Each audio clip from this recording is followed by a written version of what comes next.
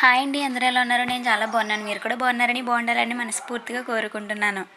నాన్న ప్రేమ, అమ్మ గారాబం, అక్క చెల్లెల ఆటలు, అన్నదమ్ములతో అందమైన ఆకలు, ఏదో సాధించాలన్న లక్ష్యం, ఎన్నో చేయాలని కోరికలు, ఏవో తిరగాలి చూడాలి అన్న ఆశలు అన్నింటినీ వదిలేసి 16 ఏళ్ల వయసులోనే సరిగ్గా చూసుకుంటాడో లేదో, అర్థం చేసుకుంటాడో లేదో, ఇంతమందికి దూరంగా జీవితంలో ఎన్నో కోరికలను పక్కన పెట్టి ఎవడో ముక్కు మొహం తెలియని ఒక అతన్ని పెళ్లి చేసుకుంటుంది ఆడపిల్ల.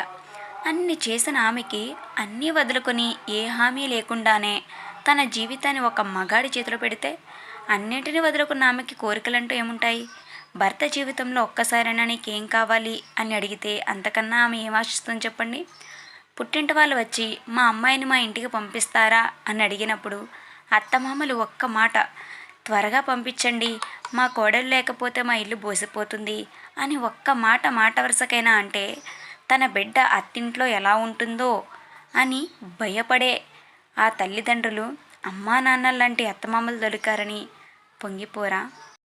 ఇట్స్ మై ఓన్ అండి. నచ్చితే ఖచ్చితంగా కామెంట్ చేయండి, ఎలా ఉంది అని చెప్పండి please. And please like and subscribe. Thanks for watching.